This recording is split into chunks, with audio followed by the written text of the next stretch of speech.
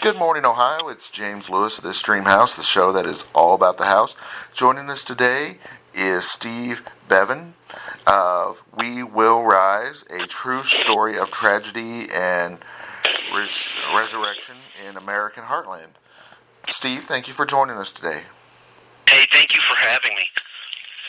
What inspired you to write the book? Well, I grew up in Evansville, about 2 blocks from the University of Evansville campus, and I was 10 years old when the plane carrying the UE basketball team crashed, killing everybody on board. And this was a huge catastrophic event in Evansville because the basketball team was really an important institution there. So it's kind of a personal story for me. It was a big event, and I was there from the time that they crashed until they rebuilt the program and went to the NCAA tournament in '82. How, does such an event like that impact not just the school, but the community? Well, Evansville had won Division II, had won 5 national championships, and the Aces routinely drew 13,000 people to home games, even though the school was only 2,500. So, like I said, it was a huge institution in Evansville, and I think that Evansville, it was kind of part of Evansville's identity, and so everybody backed the Aces. It was really a huge part of my childhood. It just seems like you said, not just the school, but it seems like it really impacted, it was wider reaching. How does an event like that, or a tragedy like that, compare with not that, obviously they're both awful, the Marshall situation that more people have heard of? Yeah, a lot of people have raised that comparison, and in fact, I think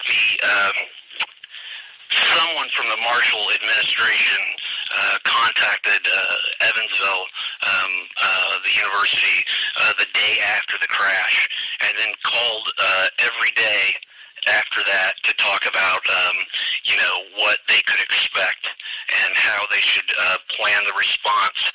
And so the 2 schools actually worked pretty closely in the weeks after the Evansville crash. Now, you mentioned it wasn't until '82 when they made the postseason. How long did it take to reform the program? Well, they hired a coach, a young guy named Dick Walters, about 2 months after the crash.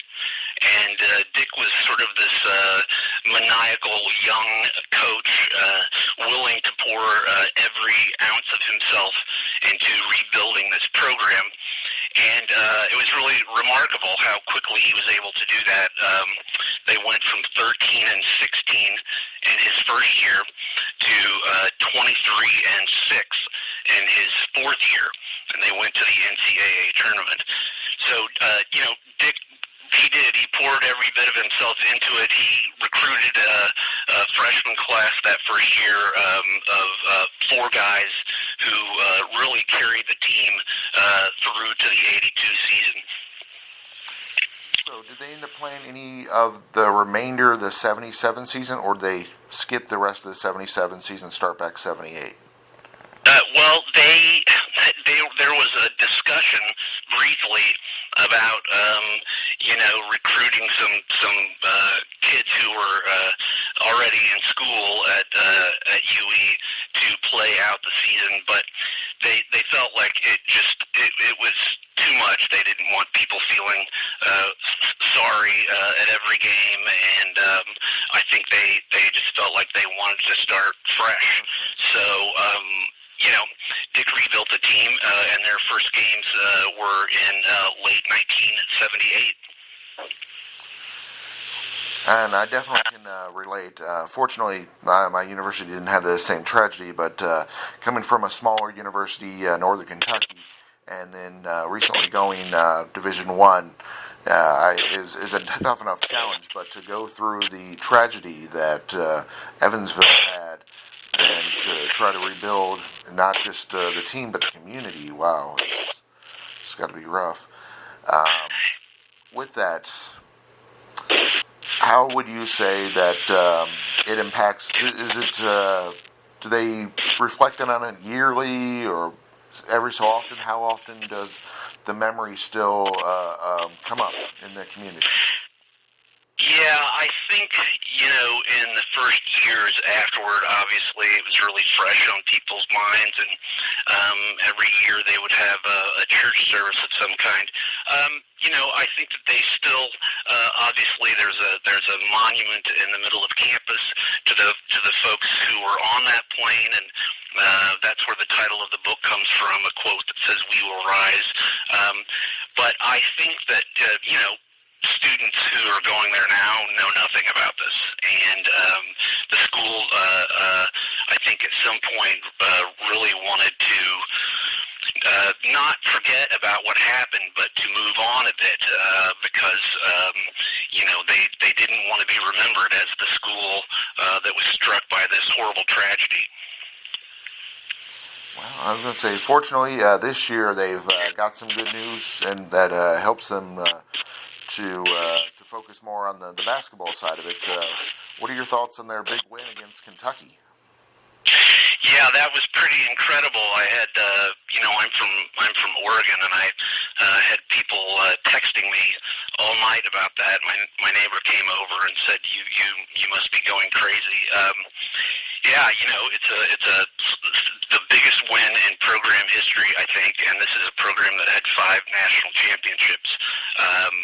They struggled a bit since then, but especially for the coach, for Walter McCarty, who played on a national championship team at Kentucky, I know this was a huge win for him. How have the book tour been going so far? It's been great. People have been very kind.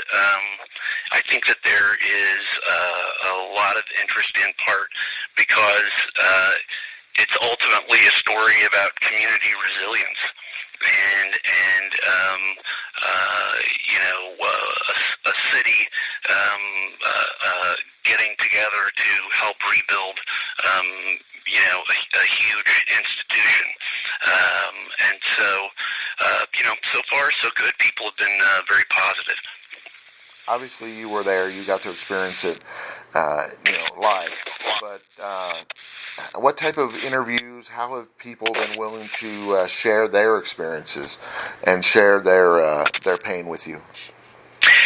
Yeah, well, that was really one of the most rewarding parts of the whole process.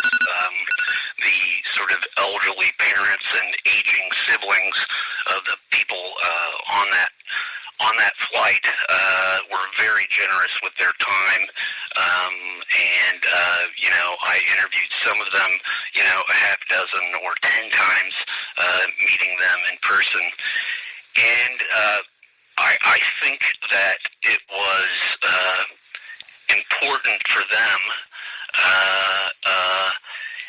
that people remember, their sons or their husband or their brother, but they did a great service for me in just being so generous, and I was really touched by how much time they were willing to invest. So, Steve, before we let you go, we want to know where's the best place to get the book, and where's the best place to find out more about the Evansville Aces on social media and on the web. Yeah, well, you can order the book on Amazon. You can order the book at Barnes & Noble, I believe, or your favorite local independent store. Evansville, I wish I could remember off the top of my head what the website is, but plenty of information on social media. I'm sure if you do a search for Evansville Aces, you'll find everything you need. Excellent. I'd like to thank our guest, Steve Beaven, author of We Will Rise, a true story of tragedy and resurrection in American Heartland. Thank you, Steve, for joining us today. Great. Thank you so much for your time. My pleasure.